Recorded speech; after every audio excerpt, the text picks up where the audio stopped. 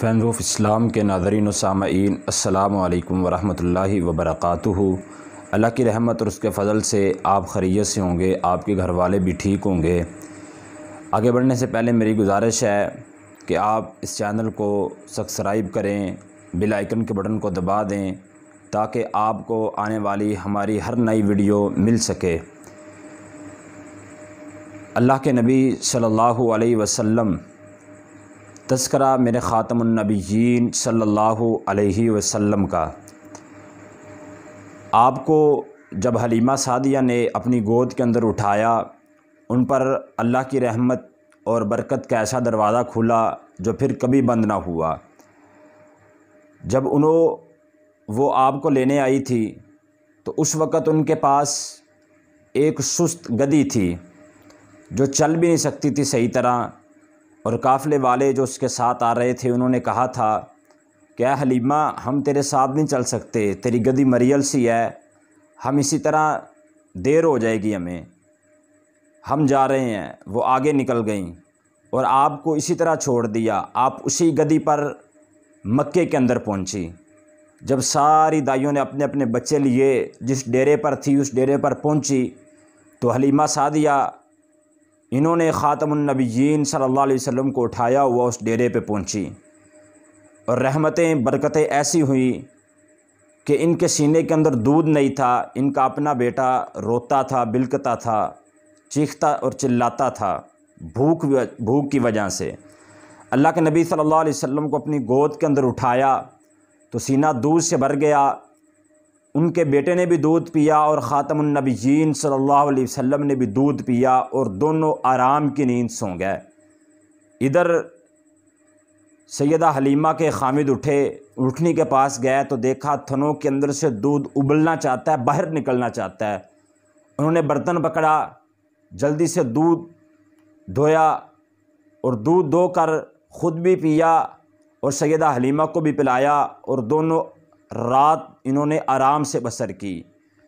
صبح کا وقت ہوا، قافلہ واپس چلنے لگا تو وہ جو گدی بڑی کمزور تھی، مریل سی تھی، وہ اتنی تیز چلی کہ یہ قافلے کو نکل کر کے آگے چلی گئی، قافلہ پیچھے رہ گیا۔ تو سہیلیاں پوچھنے لگی، ہے حلیمہ کیا تو نے سواری بدل لی ہے؟ تو سیدہ حلیمہ نے فرمایا کہ نہیں، میں نے سواری نہیں بدلی بلکہ میں نے سوار بدل لیا ہے۔ سیدہ حلیمہ کا قبیلہ جو بنو سعد تھا، دیار وطن، وہ انتہائی قحط زدہ علاقہ تھا، لیکن خاتم النبیین صلی اللہ علیہ وسلم کے آنے سے ایسی اللہ کی رحمت ہوئی، اللہ کی برکتیں ہوئیں کہ جب ان کی بکریاں چر کے واپس آیا کرتی تھی اس وقت بکریوں کی کوکھیں نکلا کرتی تھی، اور لوگ اپنے بچوں سے کہا کرتے تھے کہ جہاں پر حلیمہ کی بکریاں چرتی ہے تم بھی وہاں لے کے جاؤ، لیکن یہاں پر تو اللہ کی رحمتیں تھیں، اللہ کی برکتیں تھیں۔ اور اس کے بعد سیدہ حلیمہ سعدیہ کا یہ معمول تھا کہ آپ کو ہر 6 ماہ بعد آپ کی والدہ کے پاس لے جاتی، ان سے ملاتی اور ملا کر کے خاندان والوں سے پھر واپس لے آتی۔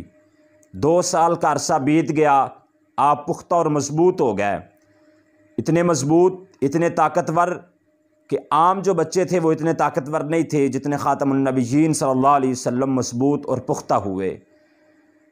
2 سال کے بعد جب یہ آئے، انہوں نے آپ کی والدہ سے آ کر کہا کہ مکہ کی وبا کے پیش نظر اور پختہ مضبوط کرنے کے لیے خاتم النبیین محمد صلی اللہ علیہ وسلم کو ہمارے حوالے کر دیا جائے۔ تو آپ کی والدہ نے سیدہ حلیمہ کے حوالے آپ کو کر دیا۔ آپ سیدہ حلیمہ آپ کو دوبارہ لے کر خوشی خوشی اپنے وطن واپس چلی گئی۔ 2 سال کا عرصہ اور خاتم النبیین صلی اللہ علیہ وسلم نے سیدہ حلیمہ کے پاس گزارا۔ پھر سینہ چاک کیے جانے کا واقعہ پیش آیا، اسی کے پیش نظر آپ کو آپ کی والدہ کے حوالے کر دیا گیا۔ وہ واقعہ کیا تھا؟ سیدنا انس بن مالک رضی اللہ تعالیٰ عنہ فرماتے ہیں کہ اللہ کے نبی صلی اللہ علیہ وسلم بچوں کے ساتھ کھیل رہے تھے، اتنے میں جبریل آئے، آپ کو پکڑا، لٹایا، سینہ مبارک چاک کیا، درمیان سے دل کو نکالا، اور دل کو نکال کر دل میں سے ایک لوتھڑا گوشت کا اس کو نکالا اور کہا کہ یہ شیطان کا حصہ تھا، اور اس کو نکال دیا، اور پھر سونے کے تشت میں رکھ کر پانی سے دھو کر دوبارہ جو اس کو سینہ کے اندر رکھ دیا گیا، آپ کے سینہ مبارک کے اندر اس کو سی دیا گیا۔ سیدنا انس بن مالک رضی اللہ عنہ فرماتے ہیں کہ میں آپ کے سینے پر سلائی کے نشانات دیکھا کرتا تھا۔ بچوں نے جا کے شور مچا دیا کہ محمد صلی اللہ علیہ وسلم کو قتل کر دیا گیا ہے۔ آپ سیدہ حلیمہ سعدیہ بھاگی بھاگی آئی، دیکھا چہرے کا رنگ اترا ہوا تھا۔ اس واقعے کے بعد جا کر آپ کو آپ کی والدہ کے حوالے کر دیا۔ ماں کی آغوش محبت میں آپ نے 2 سال کا عرصہ گزارا۔ 2 سال کے بعد آپ کے دادا عبد المطلب، آپ کے والد کی لونڈی ایمن اور آپ کی والدہ سیدہ آمنہ آپ کو لے کر آپ کے والد کی قبر پر اور آپ اپنے دادا کے ننیال مدینہ کے سفر پر نکلے۔ جب مدینہ کے سفر سے آپ واپس آ رہے تھے، مقام ابوا پر پہنچے تو آپ کی والدہ رحلت فرما گئی، انہیں وہیں پر دفن کیا گیا۔